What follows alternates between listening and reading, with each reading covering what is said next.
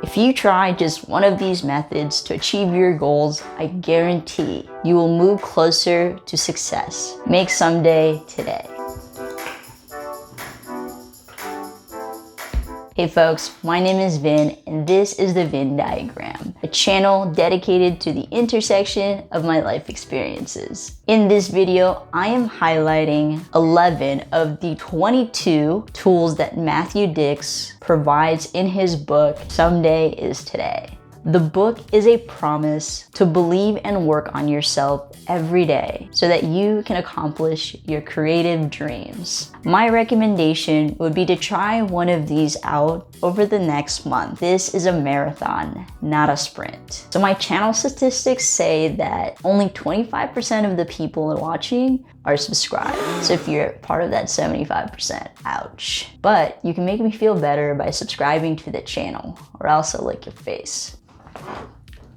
So, Someday is Today is by Matthew Dicks, a storyteller, writer, moth, Grand Slam winner, consultant, and many other talents. Someday is Today comes with a tagline of 22 simple, actionable ways to propel your creative life. Let's get started. Method number 1, track your time. How do you think you actually spend your time? Maybe you thought you only spent an hour or 2 on your phone daily, but it turns out you spend closer to 12. Maybe you thought commuting to work for an hour wasn't so bad, but actually it's 10 hours a week, 40 hours in a month, 520 hours in a year that you could be spending with your loved ones, your children, your friends. I mean, all of those people can also be your loved ones. What if I told you that the average person spends 12 hours watching TV every week and only reading 4 books in a year? For the record, I love movies and TV shows, and I also love books. If you can do both, fantastic. I do also have a book recommendation video for if you only read 4 books in 2024, and I'll link that right there. In order to make time for the things that you care about, you have to know where your time is currently going. I recommend tracking it for a week and seeing where you can adjust. There's an app called Toggle for this, and you can also go old school by using a pen and paper or texting yourself or using a spreadsheet, as well as a document or a digital document of some sort. Time everything from going to the bathroom to when you switch from task to task at work or when you get distracted by something. Track all of it. You owe it to yourself to see where your time goes and where it could be better allocated. Perfect segue into method number 2. What are decisions or things that you can eliminate? After identifying how you spend your time, it will be much easier to know how you should be spending it. For every activity that you do, ask yourself, is it worthy of your time or is it robbing you of it? Is it moving you in a positive direction and or helping you achieve your goals? Has your life been better, the same, or worse since you started doing whatever that is with your time? Would you be embarrassed if someone found out you were spending that much time on, in terms of what a good friend of mine, Sarah, calls personal admin?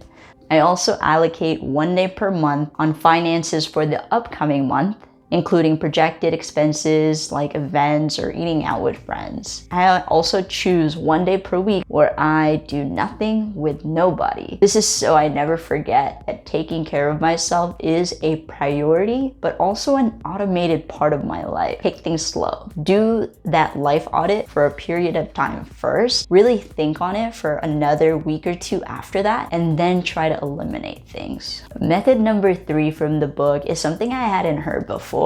What would the 100-year-old version of you say? Seriously, think of the version of you that is closer to death. What would they say to you in this moment? Would they say this was worth your time? Should you take that risk? Would the 100-year-old version of you worry about what you are worrying about now? What would you want them to look back on? a recommendation is to like literally imagine a 100-year-old version of me. And that means printing that person out and putting it everywhere so that you are reminded of that person. I would probably choose Wang Odd. She is a Filipino tattoo artist, so I'll put her here. I just think she looks like a badass and everyone knows about her because she still does like the what's that called?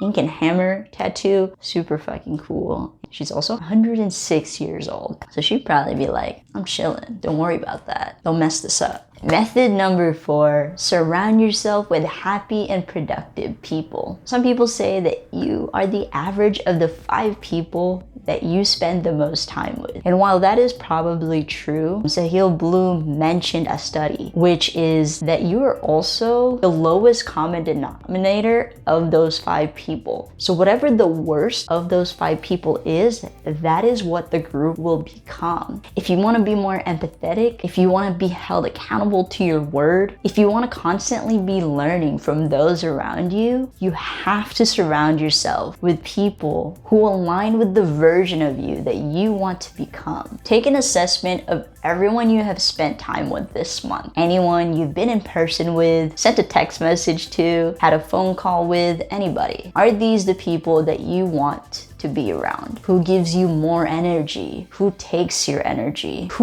And this is an interesting question too. Who is missing on that list? For me at this point of my life, I'm trying to find more mentors and more intergenerational relationships. If you want to be a writer, a good friend, a better partner, you have to find the people that hold these values and already master them. Don't hold on to the potential of someone or the length of your friendship as a metric if they are not in alignment with who you want to be and what you want to do in life. Where that person is right now is the truest reflection of who they are. Method number 5, be open to the possibilities. And technically Matthew Dix says, say yes more. He said, every yes deserves 3 days before becoming a no. In the last year, I spent a lot of time saying no to people in order to protect my time. It created a lot of time for myself, but it also made me really rigid. And sometimes it requires me to schedule a month out or even longer to connect with friends. And it denied me of spontaneity. So in this next year, I want to say yes more. Note that I didn't say yes to everything, only more than I did last year, because that's what I can handle right now. You never know what staying up late with a friend could do. A conversation you otherwise might not have had, or a road trip leading to more understanding of each other and future trips. And sometimes a yes can lead to a failure, and that is valuable to your success. Method number 6, don't make 5-year plans. And I felt kind of attacked and also really seen by this one. In wanting to maximize my time, I've attempted to make 5-year plans and they really never work out. And I spend so much time in the future that I'm not present. It's good to have long-term goals, a distant goal that you'll build up to. And I think it's important to plan a year out, but a lot can happen even in like tomorrow. And focusing on 5-year plans gives you excuses to not do something because you're gonna do it next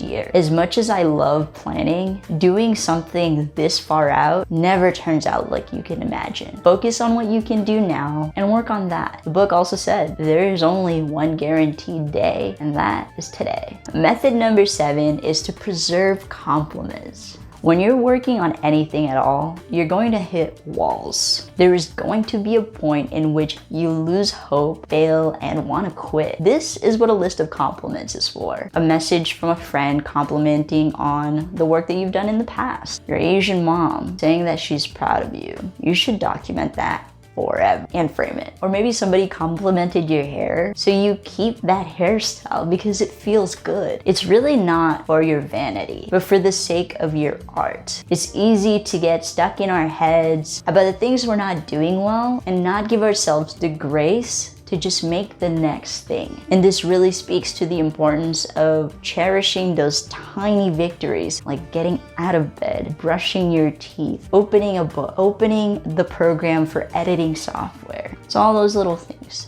they add up. So in connection to owning on those tiny victories, method number 8 is to party often.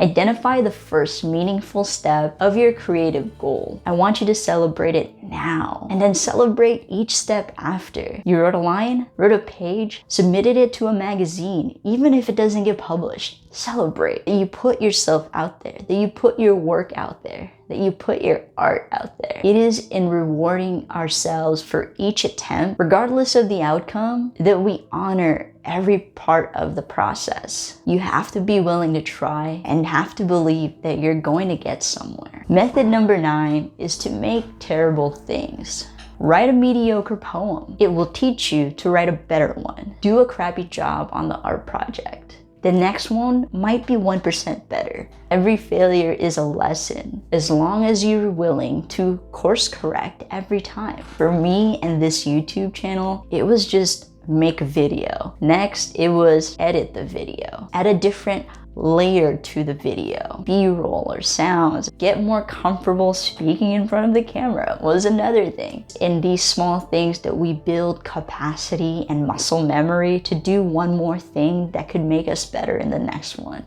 Method number 10. How did they do it? If you want to pursue something, ask the people who are already successful at it. Send an email, a letter, a DM, a letter by owl, whatever you want.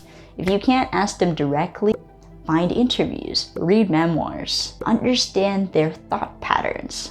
Ask people, how did you end up in that profession? What are their fears with their work? What have been their biggest challenges professionally? While you will overcome your own hurdles, try to learn from others' mistakes and successes. They will have a roadmap for how they got there. And so you will have to make your own.